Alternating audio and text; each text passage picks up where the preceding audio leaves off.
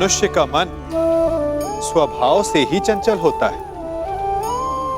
अब बालकों को देखो, माता पिता कहेंगे कि नदी के पास मत जाना, वन में मत खेलना, तो अवश्य वो वही करेंगे जिसके लिए उन्हें मना किया गया हो। बंधन को तोड़ने का जो रोमांच है वो मनुष्य के मन को सदा ललचाता है, परंतु बंधन और मर्यादा में बड़ा अंतर है। कभी कभी बंधन तोड़ना उचित होता है, परंतु मर्यादा तोड़ना नहीं, चाहे वो प्रेम की हो, शत्रुता की हो या फिर अतिथि की हो। फिर ये प्रश्न उठता है कि मर्यादा है क्या? हमें कैसे भान हो कि किस सीमा को हमें पार नहीं करना चाहिए? जैसा व्यवहार आप किसी दूसरे से अपने लिए चाहते हैं, वास्तविकता में वही आपकी भी मर्यादा है। जो सीमा आप किसी दूसरे को पार नहीं करने देना चाहते, वही सीमा आपकी भी है। जिस दिन से आप अपने मन से ये प्रश्न करना प्रारंभ कर देंगे, तब से ना आपसे कोई मर्यादा भंग होगी, ना ही कोई अपराध होगा। कदाचित इसीलिए कहा जाता है कि जब आपका मन नियंत्रण में हो, तो आपके हृदय के साथ साथ ईश्वर आपके मन में भी वास करता है। जिससे आप अपनी मर्यादा का प्रश्न पूछोगे, तो वो कभी अनुचित उत्तर नहीं देता।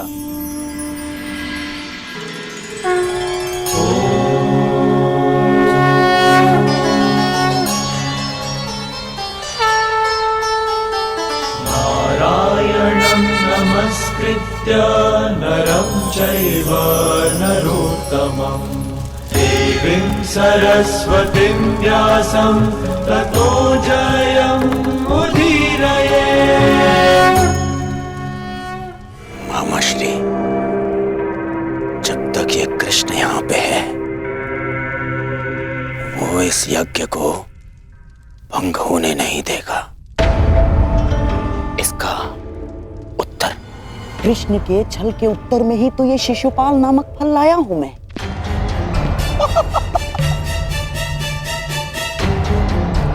स्मरण है ना आपको?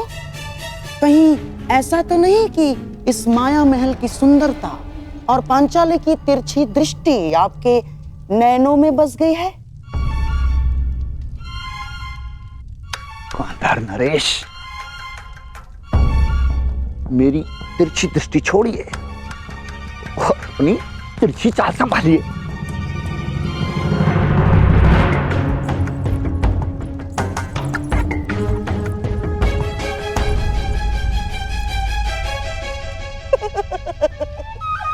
छेदी नरेश, द्रौपदी उस दिशा में अकेली जा रही है। अवसर है आपके पास, अवसर। और जो स्त्री 5 पतियों को स्वीकार कर सकती है, उसके लिए छठे को स्वीकारने में क्या समस्या है? और जो ना स्वीकारा, तब भी हमारा लक्ष्य पूर्ण हो जाएगा। द्रौपदी को आपने कुदृष्टि से देखा, ये बात पांडव सहन नहीं कर पाएंगे और फिर अस्त्र उठाएंगे।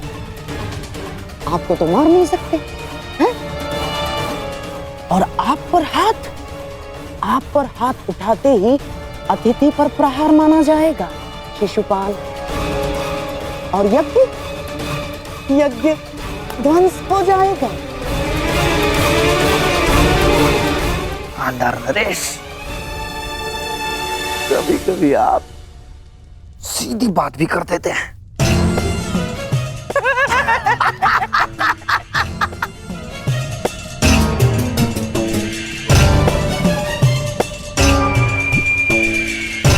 आओ मेरे होने वाले सम्राट, अग्नि प्रज्वलित कर दी है।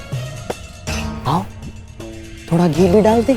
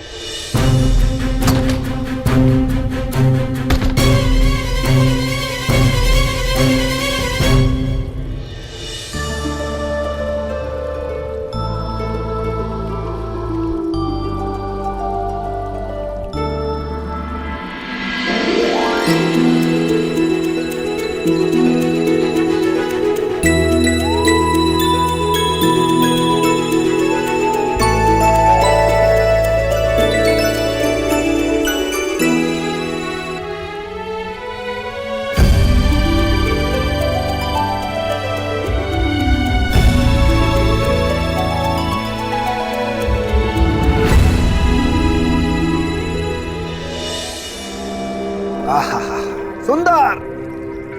क्या भाग्य है इन पुष्पों का।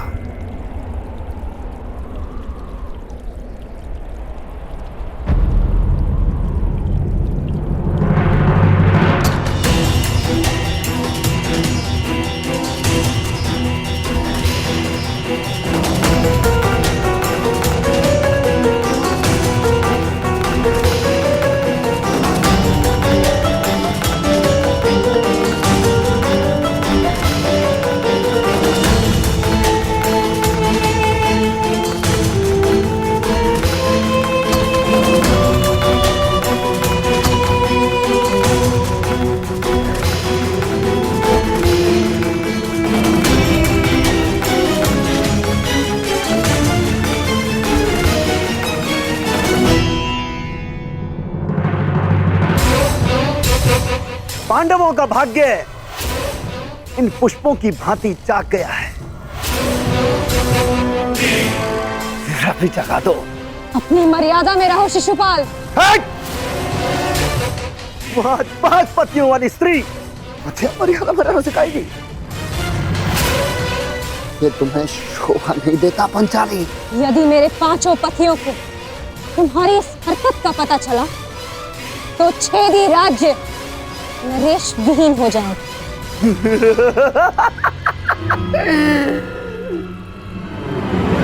कहाँ हैं तुम्हारे 5 पति? यहाँ तो सिर्फ मैं हूं। और अगर तुम्हारे 5 पति यहाँ पर आ भी जाएं, तब भी वो छेदी नरेश शिशुपाल का बाल भी बांका नहीं कर सकते।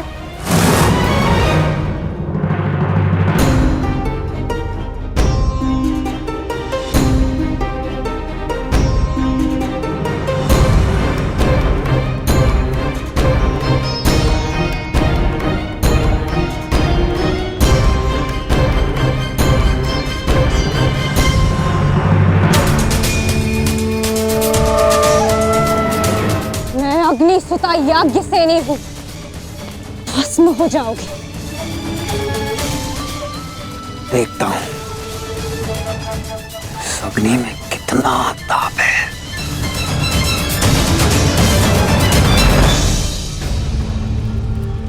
महाराज!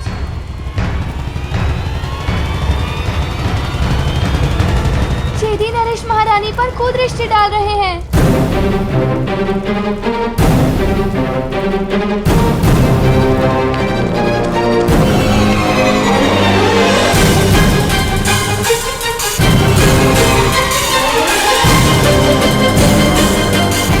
चौसर सज गई है। अब तो 12 और खेल हमारा।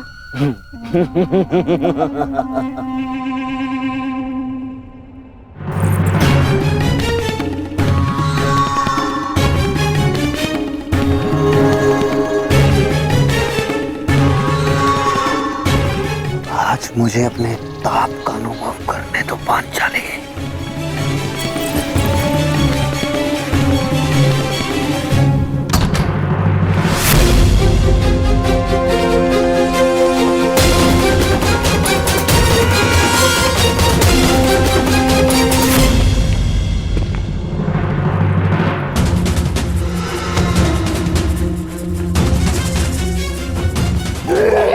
छोड़ेंगे नहीं। यही तो मेरी इच्छा है कि वो मुझ पर प्रहार करें और उनका यज्ञ भंग हो जाए।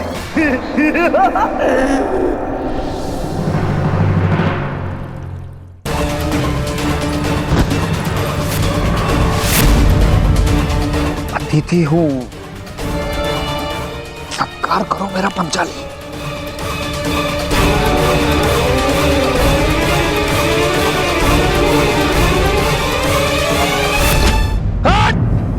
तो हो गया यज्ञ भंग।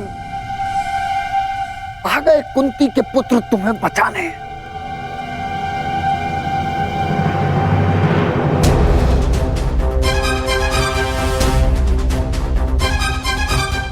कुंती का पुत्र ना सही, एक पुत्र आया है, एक स्त्री का मान बचाने।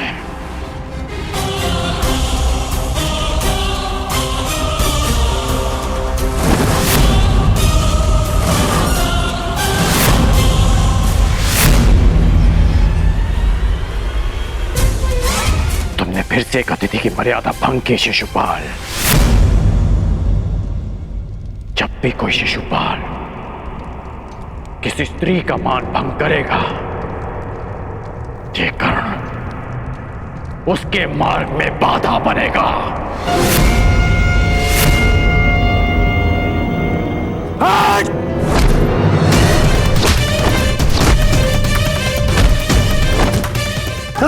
हस्तिनापुर ने समझाया था कि अपनी मर्यादा में रहना। मैं हस्तिनापुर के युवराज और भावी सम्राट का मित्र हूं, और तुमने उसी हस्तिनापुर की कुलवधू का अपमान करने का प्रयास किया।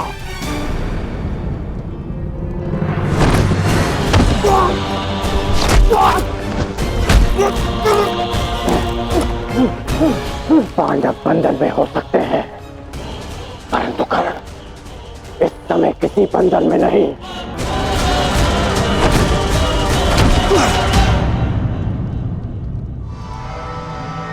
वांग राजकर्ण, जिस द्रौपदी ने तुम्हें सूत पुत्र कहा, तुम उसका साथ दे रहे हो और मेरा विरोध कर रहे हो। इसलिए क्रोधित हो क्योंकि उसने तुम्हें नहीं स्वीकारा। मैं आज भी कहता हूं, कुछ नहीं बिगड़ा अंगराज। अरे जिसके 5-5 हैं, हम और तुम मिलकर अगर साथ भी हो जाएंगे तो क्या अंतर पड़ता है?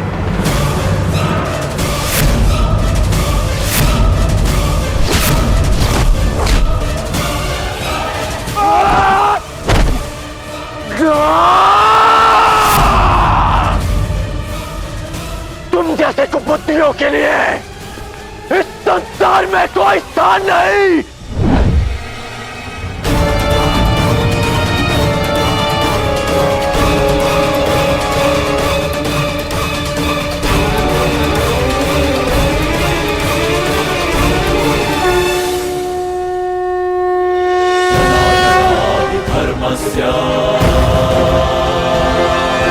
ग्लानिर्भवति भारत।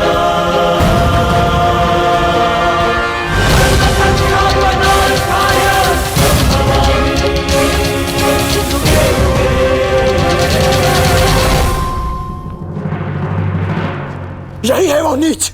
आज भले ही यज्ञ भंग हो जाए, परंतु इस नराधम का वध तो निश्चित है। इसके शरीर में इतने बाण फेंकूंगा कि वायु परिवेश का स्थान भी नहीं बचेगा।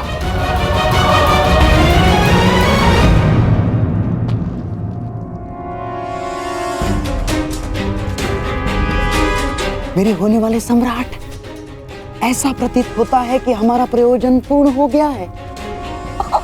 रुक जाओ अंगराज, शांत हो जाओ।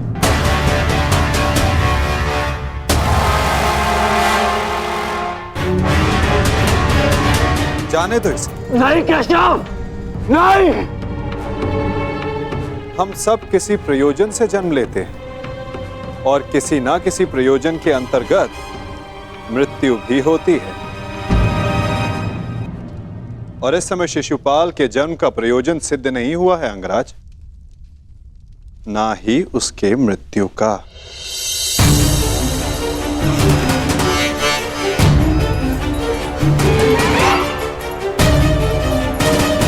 इस समय उसे क्षमा कर देना ही श्रेयस्कर होगा, है ना शिशुपाल?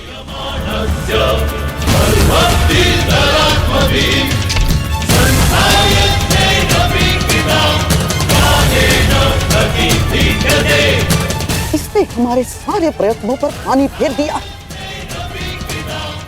तुमने इसे अपना मित्र चुना है या नियति ने पांडवों का?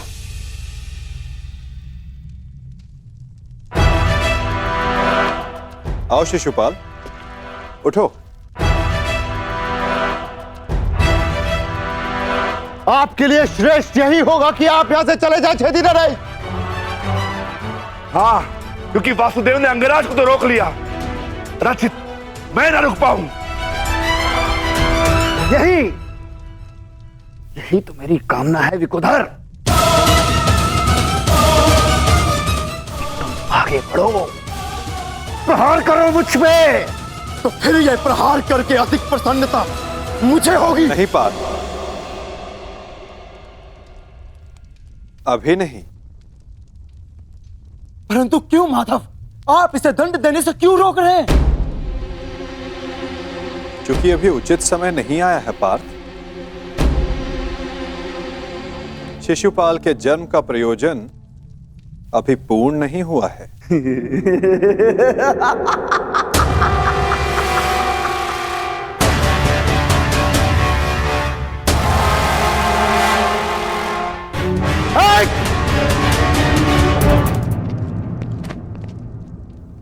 आओ युधिष्ठिर, यज्ञ प्रारंभ करते हैं।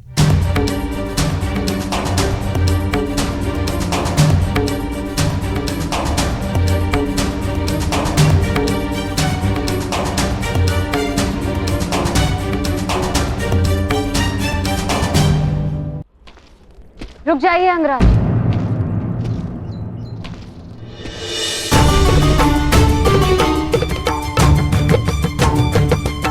एक प्रश्न है मन में। जिसका सम्मान न लिया, उसके मान के लिए द्वंद्व क्यों किया?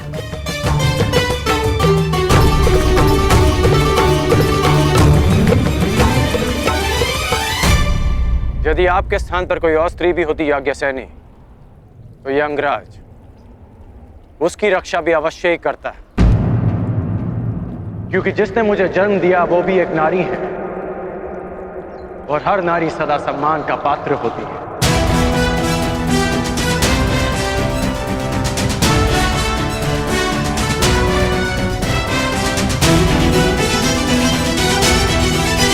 पुरुष का अपमान करने के पश्चात भी।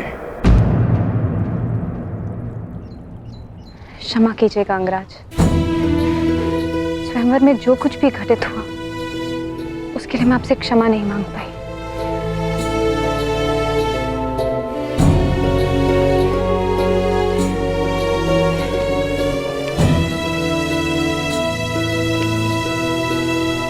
क्षमा उस कर्म के लिए मांगनी चाहिए देवी जिसके परिणाम से खेद हो। क्या सत्य में आपको उस कर्म के परिणाम का पछतावा है? आपको लगता है मुझे खेद नहीं है? नहीं है, आपको खेद नहीं है। खेद और पछतावा दृष्टि में दिख जाते हैं, और आपकी दृष्टि में समझता हूं।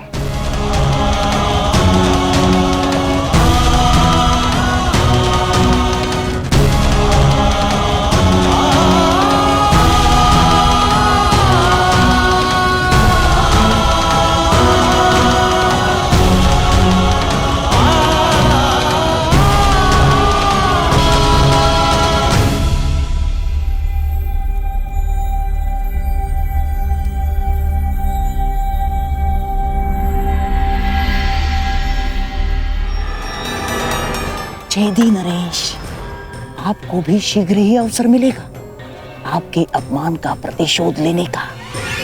हाँ?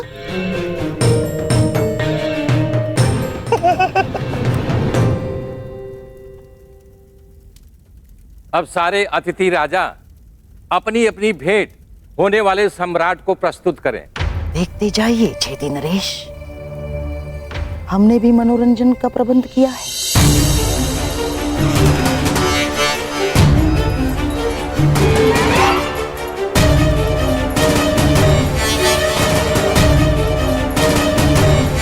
धृतराष्ट्र पुत्र दुर्योधन की ओर से